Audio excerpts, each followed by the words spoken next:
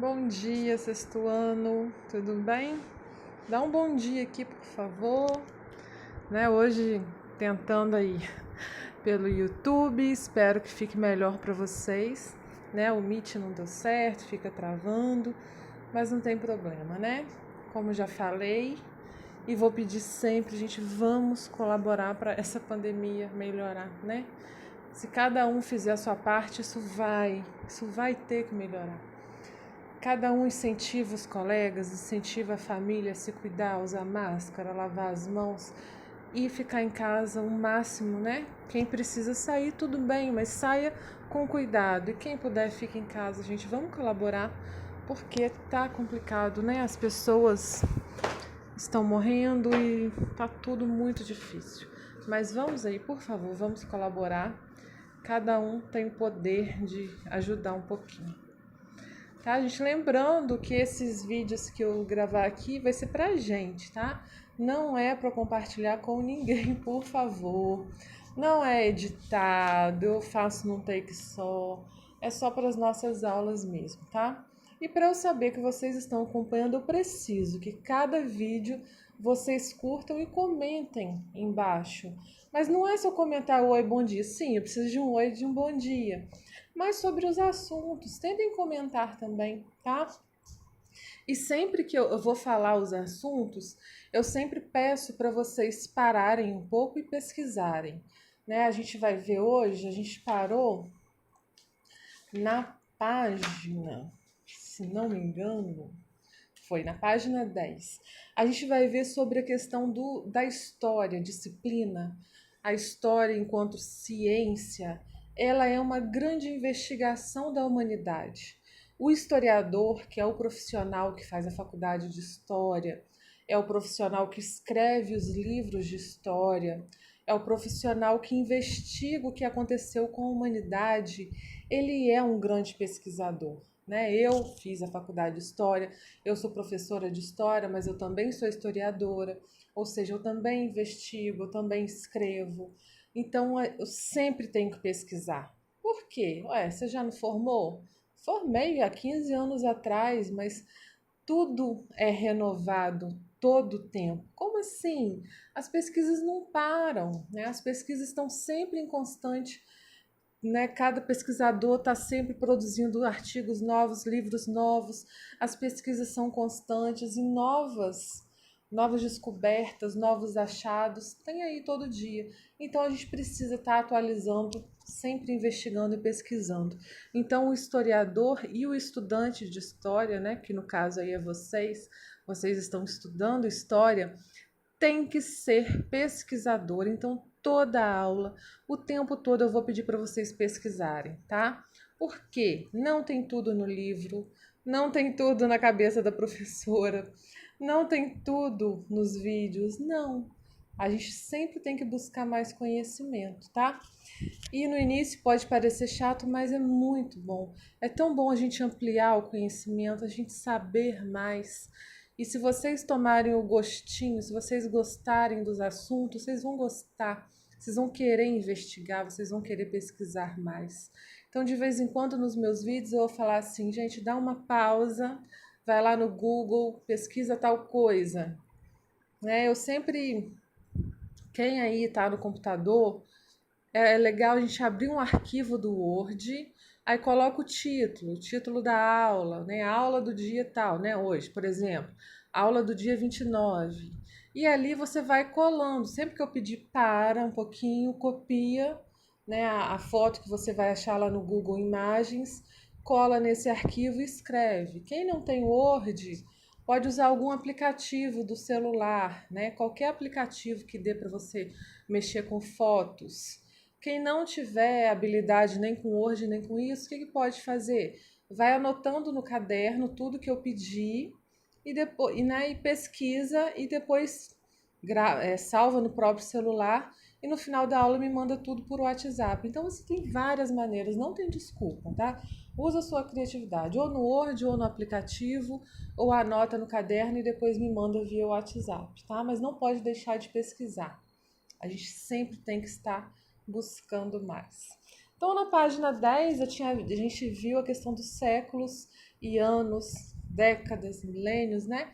Milênio é 1000 anos, século é 100 anos, década é 10. A gente viu na aula passada a transformação de ano para século, né? Quem não entendeu, quem ficou com alguma dúvida, me chama ali no WhatsApp. A gente viu também a questão do calendário, a gente segue o calendário cristão, porque a nossa região aqui no Brasil, ela tem características europeias, porque nós fomos colonizados por europeus, então a gente tem a cultura da Europa, que é a cultura cristã, né? Se a gente, por exemplo, tivesse sido colonizado pelo Japão, a gente teria outra cultura. Se a gente tivesse sido colonizado pela Índia, a gente teria outra cultura. Então, várias nações têm culturas diferentes, tá? Eu sei que eu já pedi isso, mas às vezes vocês encontraram uma ou duas imagens, mas para um pouquinho agora e pesquisa. Primeiro, o nosso calendário, aí você vai achar nosso calendário. Pega uma foto, cola lá. Depois, o calendário de mais 2 outros povos. Por exemplo, calendário chinês, calendário judaico, calendário islâmico, tá? Para a gente organizar a nossa aula de hoje. Então, para um pouquinho e pesquisa o nosso calendário e de outros 2 povos, ok? Já pesquisou, já colou, já salvou a imagem, tá de volta aqui, né? Então diz aqui no final da página 10, cada povo tem um calendário, porque cada povo tem uma crença. Isso não quer dizer que eu tô certo, ele tá errado. Lá na China eles estão em um ano, aqui tá em outro, lá os judeus estão em outro. Isso não importa, tá? A gente, cada território, cada nação tem uma cultura e a gente vai aprender ao longo dos anos de história que cada cultura é rica, cada cultura é poderosa, a gente não tem que julgar, porque o chinês está no ano do boi, né? O ano de não sei o quê, eles são esquisitos, a gente não pode achar, é diferente. A gente pode falar assim, é diferente, mas a gente tem que levar isso pro lado bom, caramba, é diferente, vou conhecer, tá? Sempre pro lado bom, nunca pro lado do preconceito. Um dos objetivos da história é combater os preconceitos. Eu preciso entender a outra cultura. Meu Deus, por que o chinês está no ano do boi? Vou lá pesquisar, por quê? Né? Como é que é essa cultura deles? Como que eles caracterizam o ano? Por que que os judeus estão no outro ano tal? Por quê? Qual que é a diferença? Escolhe você agora, né? Uma outra coisa que você vai pesquisar. Escolhe um povo, acho chinês fantástico, mas pode ser outro. Escolhe um povo e pesquisa um pouquinho sobre a diferença cultural em relação a gente, tá? Escolher um povo, vamos lá, do Marte, claro que é um exemplo que não existe ainda. Escolheu, pesquisa um pouquinho da cultura deles e faz a comparação com a nossa, sempre com o olhar de querer conhecer o outro sem preconceito, tá bom? Rapidinho, faz a pesquisa, escolhe qualquer povo que é bem diferente da gente, qualquer um, e pesquisa um pouquinho, bom? Depois você vai tudo colocar no seu arquivo. Já fez? Voltou aqui? Tô na página 11, tá?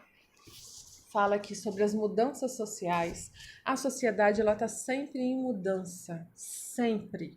Nunca vai ser a mesma. Como assim? Hoje, em 2021, a gente está vivendo uma coisa.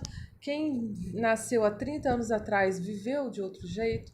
Quem nasceu há 60 anos atrás viveu de outro jeito. A sociedade, ela muda. Algumas coisas permanecem? Sim, é o que está falando aqui. Temos mudanças e permanências. Mudança é aquilo que transforma. Permanência é aquilo que continua. Por exemplo, a gente vai ver que desde a pré-história é característica a sociedade ser violenta.